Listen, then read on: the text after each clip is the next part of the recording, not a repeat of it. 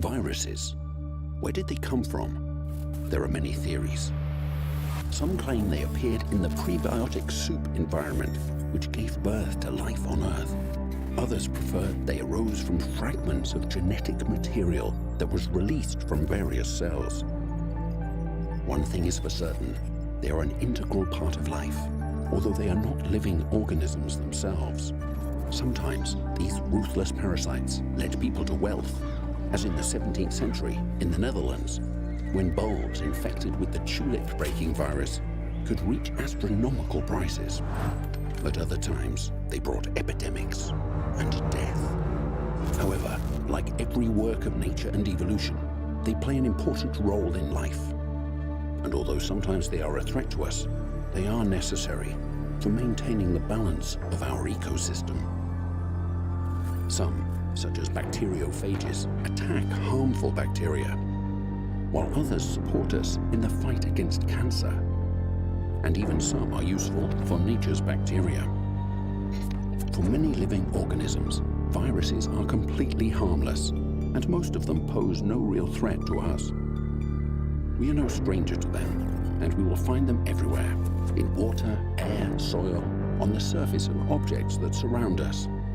One drop of water could contain millions of them, and there are billions of them in the human body, though they rarely pose a threat to our health.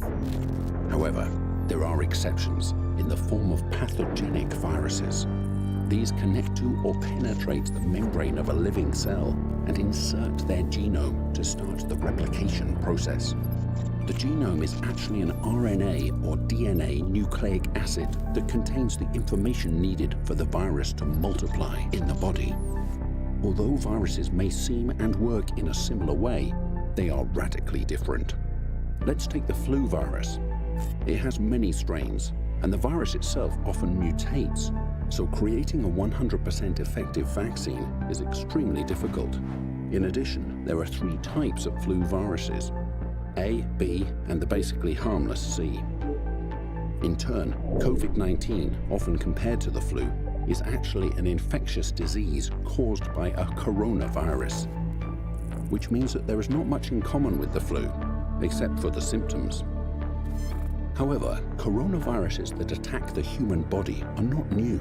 The first one was discovered in 1962, though they did not attract much interest from researchers because they did not pose a major threat to humans, as they only caused symptoms of a slight cold. This changed after the outbreak of a severely lethal SARS in 2002 and MERS 10 years later.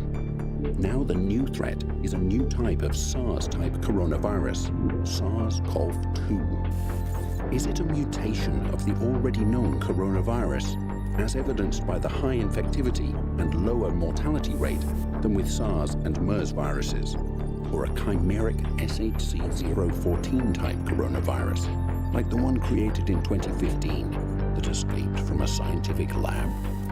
Or maybe it is a completely new pathogen. Suffice it to say that it behaves slightly differently than its predecessors. A significant proportion of infections are asymptomatic. In the case of the SARS-CoV virus from 2002, the symptoms were quite clear, so it was easier to isolate the patients.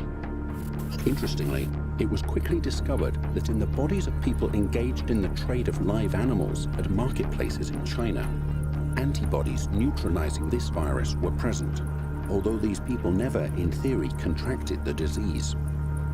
It was certain, though, that animal-derived viruses began to spread to humans. In the case of SARS-CoV, the source of the virus turned out to be bats. And in the case of MERS, one-humped camels.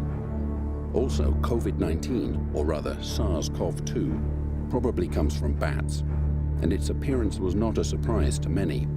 Researchers have long suspected that a similar virus will return, and it is likely that the SARS epidemic of 2002 was not the first time the virus had migrated to our species, since appropriate antibodies had already been found in serum samples taken prior to its epidemic.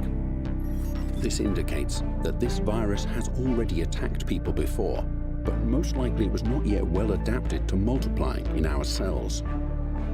However, everything suggests that SARS-CoV-2 has already adapted perfectly. There are several lessons to be learned here. Human interference in the natural environment, animal testing, or contact with non-farm animals can cause viruses basically harmless to them to infect humans. At the same time, the history of the SARS-CoV virus quite clearly suggests that the COVID-19 epidemic is not the last of its kind. But let's also remember one thing. With each mutation, the virus usually becomes more infectious, but also less dangerous to our health. After all, no parasite wants to kill its host. Meanwhile, the new epidemic is just beginning.